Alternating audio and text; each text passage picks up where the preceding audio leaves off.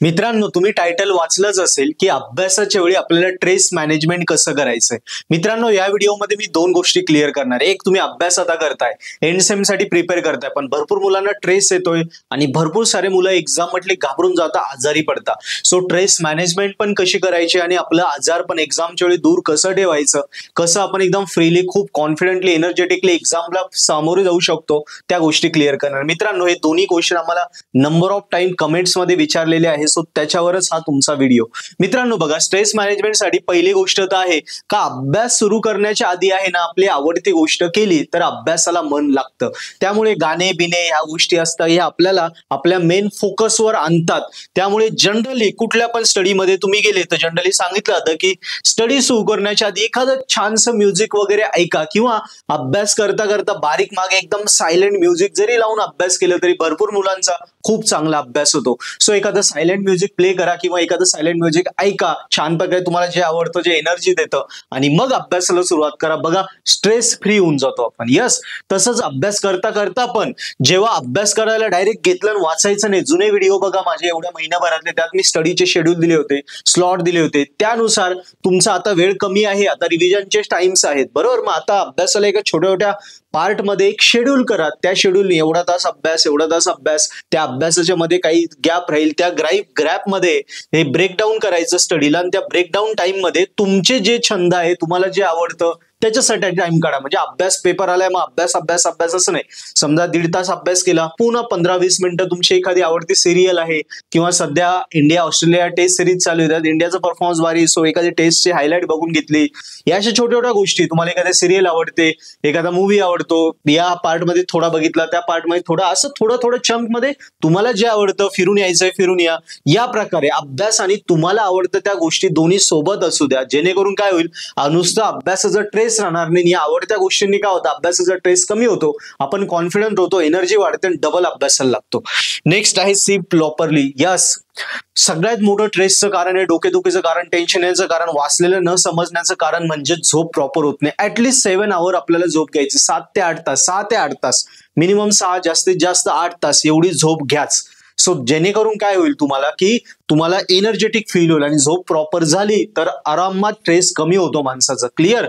Next आहे meal chunks, म्हणजे जेवणामध्ये काही चांगले चांगले पदार्थ आपल्याला घ्यायचे आहे, जेवण वेळोवेळी करायचं, आणि अभ्यास करता करता थोडं काही फुटाणे, चणे असे काही आयटम्स असतात, फळं, ज्यूस, थोडं थोडं अभ्यास 1-2 तासांतर थोडं थोडं घेत जा. खूप नाही घ्यायचं, खूप खाल्लं तर मग झोप लागून जाईल.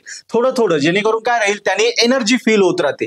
आणि कंटिन्युअस अभ्यास बसलो म्हणजे डोकं चालवावं लागतं, मग आपण भूक लागत जाते, मग थोडं थोडं काही खात राहिले, ज्यूस घेत राहिले, चॉकलेट खाल्लं, आणि एनर्जेटिक राहत जातं. आणि एनर्जेटिक राहत गेलं की एनर्जी आपल्या कंटिन्यू राहत राहते, आणि अभ्यासात आपल्याला झोप लागत नाही, स्ट्रेस कमी होतो, टेन्शन कमी होतं, आरामात अभ्यास होतो. क्लिअर झाले मित्रांनो. सो पॉइंट मी सांगितले, पहिला की अभ्यास करताना म्युझिक ऐकून घ्या किंवा म्युझिक ऐकून सुरुवात करा. सेकंड आहे, तो अभ्यासाला ब्रेकडाऊन करा वेगवेगळ्या पार्ट मध्ये, त्याच्यामध्ये तुमच्या आवडत्या ऍक्टिव्हिटी करा, फिरून या, गाणे गा, चित्रपट बघा, काही करू शकता. नंतर झोप प्रॉपर आपल्याला घ्यायची, आणि अभ्यास करताना आपल्याला थोडं थोडं 15 एखाद्या तासाने, 2 तासाने गॅपने, ज्यूस घेतलं, फुटाणे खाल्ले, असं काही नाही करत राहा.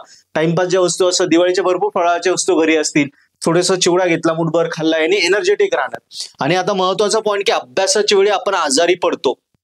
सेकंड प्रश्न आपला, ओके, याच्यासाठी काय करताय, सध्या सर्दीचा मोसम आहे, बाहेर शक्यतो थंडीत फिरू नका, आणि फिरलेच ओके. आता याच्यामध्ये आपल्याला स्टार्टिंग मी करतोच की नॉर्मल तुम्हाला सकाळी उठल्या सकाळी थोडीशी फार स्ट्रेचिंग करा, नॉर्मल एक्सरसाइज करा, अर्धा तास थोडं फिरून आले, थोडं एनर्जेटिक राहशाल, म्हणजे काय होईल, आजार पण दूर राहील. हा पहिला पर्याय. स्वतःला थोडं एक्सरसाइज मध्ये टाका, थोडं स्ट्रेचिंग करा, थोडं पळा, 15-20 मिनिटं, अर्धा तास, आपल्या क्षमतेनुसार, तासभर, ज्याला जसं वाटेल त्यांनी एनर्जेटिक राहाल.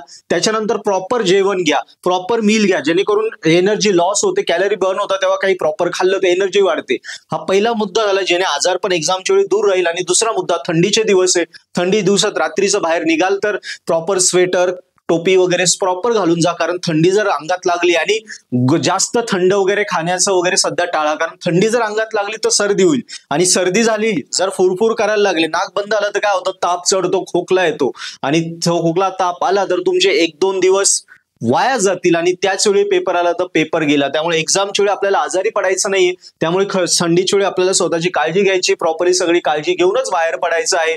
खाताना पिताना आंबट चिंबट आणि त्याच्यासोबत अति थंड वगैरे खायचं नाही, या गोष्टी क्लिअर करायच्या आणि छोटीशी एक्सरसाइज वगैरे करायची, झोप प्रॉपर घ्यायची. या गोष्टी केल्या तर आजारी सुद्धा तुम्ही पडणार नाही. सो मित्रांनो, दोन्ही गोष्टी क्लिअर केल्या. स्ट्रेस कसा मॅनेज करायचा आणि आजार पण एक्झाम टाइमला कसं दूर करायचं. व्हिडिओ आवडली नक्की शेअर करा. डाऊट असेल कमेंट बॉक्समध्ये लिहा. आणि आता अभ्यास करताय, सो आता स्कोरिंग करायचाच आहे तर पर्पल हॅट ऍप्लिकेशन आपलं नक्की डाउनलोड करा, ज्यावर तुमच्या इम्पॉर्टंट विषयांचे व्हिडिओ लेक्चर कोर्सेस आहे, ते ऑफर्डेबल कोर्सेस एकदम स्वस्त आहेत, ते घ्या. त्याच्यावर डेमो लेक्चर बघा, ते घ्या आणि त्याच्यासोबत अभ्यास करून तुमचा जास्त दिवसांचा अभ्यास कमी दिवसात करा. आणि 100% गॅरंटेड मी सांगेल, आमच्या कोर्सेसवरून अभ्यास केला तर तुम्ही यावेळी युनिव्हर्सिटी टॉप कराल. थँक्यू.